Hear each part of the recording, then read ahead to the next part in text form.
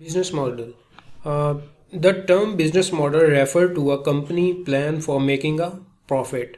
जैसा कि हमने प्रीवियस डिस्कस किया था, एक प्रोडक्ट पूरा सॉफ्टवेयर साइकिल देखा था, किस तरह से काम कर रहा है, जिसमें प्रोडक्ट स्ट्रेटजी थी। अब उसके बाद जो पॉइंट है वो है बिजनेस मॉडल, कि जब हमने एक प्रोडक्ट बना ली उसका कोई ना कोई जो है वो प्रॉफिट भी होना चाहिए, जिसमें कंपनी को जो है वो फ़ायदा होना चाहिए।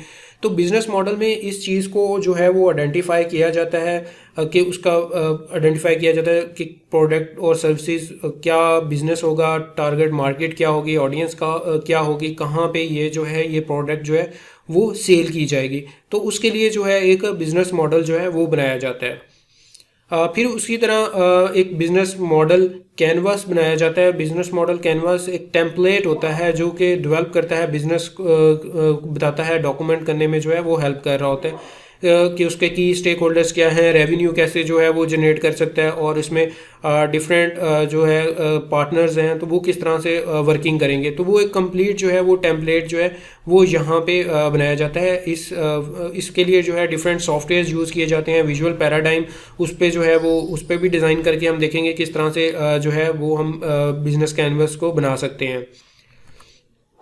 तो इसमें मेन जो पॉइंट कवर किए जाते हैं उसमें सबसे पहले आ जाता है वैल्यू प्रोपोजिशंस, कि कस्टमर जो है उनको क्या मिलेगा अगर वो इस सॉफ्टवेयर या इस प्रोडक्ट को जो है वो यूज़ करते हैं, उन्हें क्या मिलेगा। इसी तरह कंपनी का नेम भी जो है वो मेंशन किया जाता है। फिर वैल्यू ऑफ प्रोपोजिशन आ जाता है। फिर उसके बाद जो है कस्टमर सेगमेंट्स जो हैं वो ऐड कर ली जाती हैं।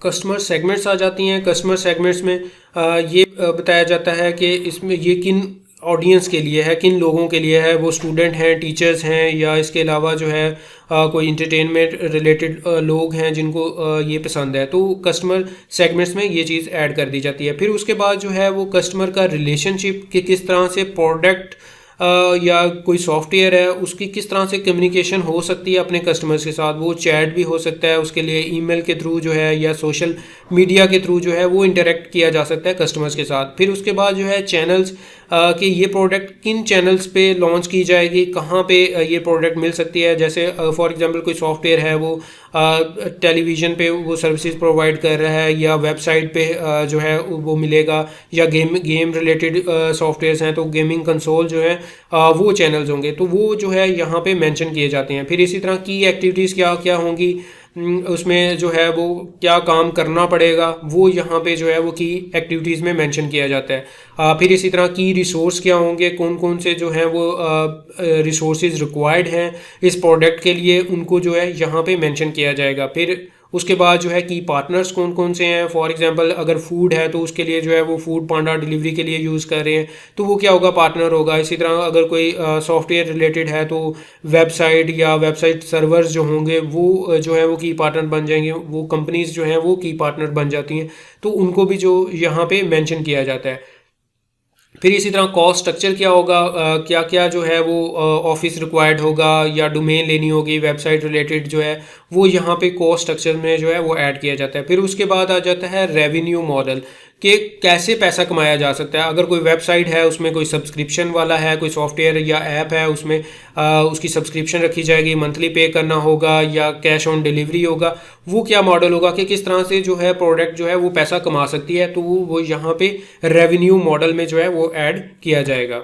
फिर इसी तरह वैल्यू प्रोपोजिशंस हैं। सबसे पहला जो पॉइंट था उसको डिटेल से डिस्कस करते हैं। तो वैल्यू प्रोपोजिशंस होती क्या है। वैल्यू प्रोपोजिशंस क्या है, what value you provide to your customer, के जो आप बना के दे रहे हो प्रोडक्ट, उससे कस्टमर को क्या फ़ायदा होगा, किस तरह की कोई आप जो है उनको कोई प्रोडक्ट दे रहे हो, कोई सर्विस दे रहे हो, या कोई कंटेंट दे रहे हो। आप फॉर एग्जांपल कोई जिम की सर्विसेज हैं, जिम रिलेटेड कोई जो है वो प्रोडक्ट है या उसकी जो है वो गाइडलाइंस है वो प्रोवाइड कर रहे हो, या जो है कोई हेल्थ से रिलेटेड जो है वो कोई काम है या कोई मेडिसिन वगैरह है वो कोई ऑनलाइन प्लेटफॉर्म में प्रोवाइड की जा रही हैं, या टीचिंग की जा रही है, कोई पढ़ाया जा रहा है, कोई टीचिंग ट्यूटोरियल बनाए जा रहे हैं, या कोई कंटेंट बेस है, कोई वीलॉग्स वगैरह बनाए जा रहे हैं, उसकी इन्फॉर्मेशन जो है वो प्रोवाइड की जा रही है। या इसके अलावा जो है कोई स्मार्ट वॉच या कोई ऐसा सॉफ्टवेयर है ऑफिस वर्क के लिए या बिजनेस के लिए, कोई स्ट्रेटजी वगैरह के लिए जो है बनाया जा रहा है, किस तरह की जो है वो वैल्यूज़ या सर्विसेज जो हैं वो कस्टमर को प्रोवाइड की जाती हैं। तो ये जो है वैल्यू प्रोपोजिशन में ये चीज़ ऐड की जाती है कि प्रोडक्ट है आपके पास, सर्विस है या कंटेंट है, तो ये इस चीज़ को जो है वो मेंशन किया जाता है। फिर उसके बाद आ जाता है कस्टमर सेगमेंट्स क्या होंगे। कस्टमर सेगमेंट्स के हु आर योर कस्टमर्स, आपके कस्टमर्स कौन से हैं। उसमें जो है टीचर्स हैं, स्टूडेंट है, बिजनेसमैन है, टारगेट ऑडियंस कोई ख़ास स्पेसिफिक टारगेट ऑडियंस है, इसके अलावा कोई इंस्ट्रक्टर्स हैं, कोई जिम है, कौन से कस्टमर्स होंगे, किन के लिए जो है ये प्रोडक्ट बनाई जा रही है, तो वो कस्टमर सेगमेंट्स में वो चीज़ ऐड की जाती है। फिर इसी तरह कस्टमर रिलेशनशिप है। कस्टमर रिलेशनशिप जैसे कि मैंने पहले भी बताया कि how you interact with your customer, के कस्टमर के साथ वो प्रोडक्ट या जो प्रोडक्ट का ओनर है या इसके अलावा कह सकते हैं जो सपोर्टिंग टीम है वो किस तरह से कॉन्टैक्ट कर सकती है उस प्रोडक्ट के साथ। वो थ्रू ईमेल्स कर सकती है, मैसेज जो है मैकेनिज्म रखा जा सकता है, या सोशल मीडिया के थ्रू फीडबैक यूज़र से लिया जा सकता है, या इसके अलावा कोई भी फीडबैक हो सकता है फ़ोन कॉल के थ्रू जो है वो इंफॉर्मेशन या कोई प्रॉब्लम कोई इशू आ जाता है उसको रिजॉल्व किया जा सकता है। फिर उसके बाद नेक्स्ट जो है वो चैनल्स आ जाते हैं। चैनल्स और जिसमें कोई डिलीवरी चैनल है उस प्रोडक्ट को जो है वो किस तरह से जो है भेजा जा सकता है। उसमें आ जाता है from where you sell and deliver your product और सर्विसेज। उसमें कोई फूड पांडा हो गया या इस तरह के कोई डिलीवरी सर्विसेज ली जा सकती हैं, कोई स्पेसिफिक शॉप बनाई जा सकती है, वेबसाइट क्रिएट की जा सकती है, या यूट्यूब पे कोई चैनल बनाया जा सकता है, सोशल मीडिया पे पेज बना के जो है उस प्रोडक्ट को जो है वो सेल किया जा सकता है। वो डाउनलोड पे जो है वो पेमेंट वगैरह जो है वो की जा सकती है, सॉफ्टवेयर बेस्ड उसको सेट किया जा सकता है। नेक्स्ट आ जाता है रेवेन्यू मॉडल। रेवेन्यू मॉडल जो है वो किस तरह से क्रिएट किया जाता है, हाउ कंपनीज अर्न मनी। अब क्योंकि सारी प्रोडक्ट बन गई, अब उससे कमाना कैसे है, उसमें सब्सक्रिप्शन जो है वो की जा सकती है, कमीशन बेस्ड असाइन किया जा सकता है, कोई एडवर्टाइजमेंट की जा सकती है, एडवर्टाइजमेंट के थ्रू जो है वो पैसा कमाया जा सकता है, या कोई फिक्स प्राइस के थ्रू जो है वो मनी या रेवेन्यू जो है वो जनरेट किया जा सकता है। तो वो यहाँ पे रेवेन्यू मॉडल में जो है वो डिफाइन किया जाता है। फिर उसके बाद नेक्स्ट आ जाता है कॉस्ट स्ट्रक्चर, कि कॉस्ट क्या आ रही है, कि what cost is involve in running the business, कि क्या कॉस्ट जो है आएगी जब ये बिज़नेस या ये प्रोडक्ट लॉन्च की जाएगी। उसके लिए कोई ऑफिस रेंट पे लेना है या ऑफिस रिक्वायर्ड है, उसमें एम्प्लॉयज़ या डेवलपर्स के लिए जो है वो सैलरीज रिक्वायर्ड है, फिर इलेक्ट्रिसिटी बिल्स आ जाते हैं, वेबसाइट मेंटेनेंस है उसकी कॉस्ट आ जाती है, डोमेन नेम वगैरह, इसी तरह नेटवर्क के रिलेटेड जो है वो कॉस्ट जो है वो कंप्लीट जो है इस मॉडल में जो है वो बताई जाती हैं। उसके बाद आ जाता है की एक्टिविटीज़ क्या क्या होंगी, कि जैसे ही ये जो है वो कंप्लीट हो गया है, बिजनेस रन हो गया है, तो वो उसके लिए क्या जो है वो काम करने पड़ेंगे जब ये प्रोडक्ट डिज़ाइन हो गई है, और what you should to do run your business. अब उसके लिए क्या होता है, मार्केटिंग की जा सकती है, कोई वीडियो या कंटेंट बना के सोशल मीडिया पे चलाया जा सकता है।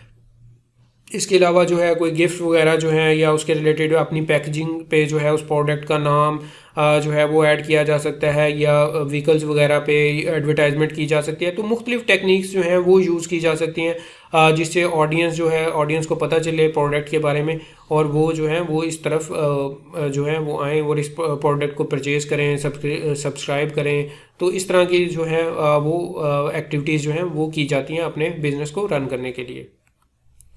नेक्स्ट है की रिसोर्सेज क्या क्या होंगे। की रिसोर्सेज को डिस्कस किया जाता है, जिसमें what things and resource are you use to run your business. तो इसमें रन करने के लिए जो है की रिसोर्सेज क्या चाहिए, ऑफिस चाहिए, बिल्डिंग चाहिए, वेबसाइट रिक्वायर्ड है, इसी तरह जो है कोई डेस्कटॉप चाहिए, और कोई शॉप रिक्वायर्ड है, वाईफाई चाहिए, कोई नेटवर्क रिक्वायर्ड है। तो ये जो है की रिसोर्स भी जो है वो इसमें मेंशन किए जाते हैं।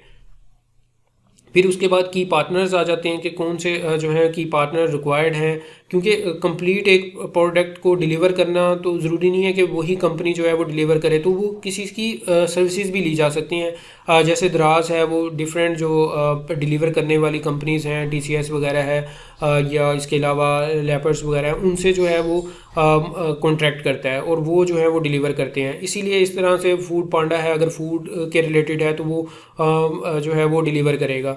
तो की पार्टनर्स जो हैं वो ढूंढे जा सकते हैं। उसमें डिलीवर कौन करेगा, कोई बिल्डिंग है वो रेंट आउट की जा सकती है या उनके साथ शेयर किया जा सकता है। इसी तरह फूड डिलीवरी के लिए जो है वो कोई जो है वो कंपनी फाइंड आउट की जाती है। तो वो जो हो जाएंगे वो की पार्टनर होंगे जो कि हेल्प कर रहे हैं उस बिज़नेस को रन करने में। बिजनेस मॉडल कैनवास एग्जांपल है, इसमें जो है वो एक नेटफ्लिक्स की कंपनी है, उसकी एग्जांपल है जिसमें की पार्टनर की एक्टिविटीज़ और वो किस तरह से काम कर रही है। इसकी अब अगर नेटफ्लिक्स की केस स्टडी को देखें तो इसमें क्या होता है कि 24 आवर जो है उसमें स्ट्रीम मिलता है, नो एड्स, 4K वीडियोज़ मिलती हैं और इसकी अपनी सीरीज़ भी होती हैं, 30 day trial, cancel any time, और इसी तरह जो है AI रिकमेंड कर रहा होता है। फिर उसके बाद जो है इसमें आ जाता है कस्टमर्स की सेगमेंट्स आ जाते हैं, any one interested in watching movies, website, series, show, ठीक है, जिनको पसंद है, जो कि इंटरेस्ट रखते हैं मूवीज़ वगैरह के लिए, वो जो हैं वो इसके टारगेट ऑडियंस है।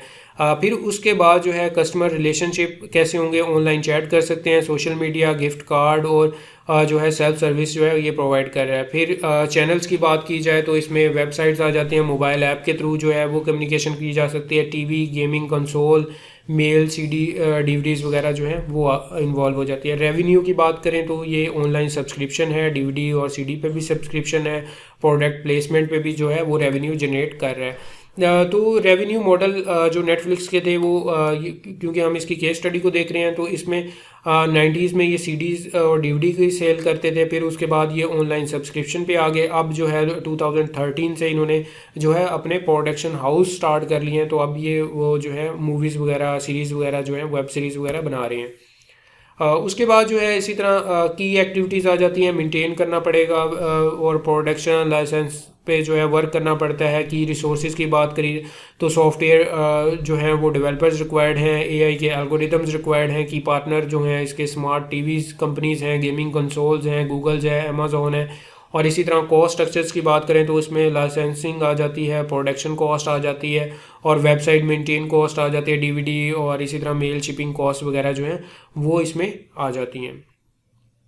तो ये तो नेटफ्लिक्स की केस स्टडी थी जिसको जो है वो हमने डिटेल से डिस्कस किया कि नेटफ्लिक्स का अगर बिजनेस मॉडल या कैनवास बनाना पड़े तो वो किस तरह से जो है वो डिज़ाइन किया जा सकता है। इसी तरह अपने प्रोडक्ट के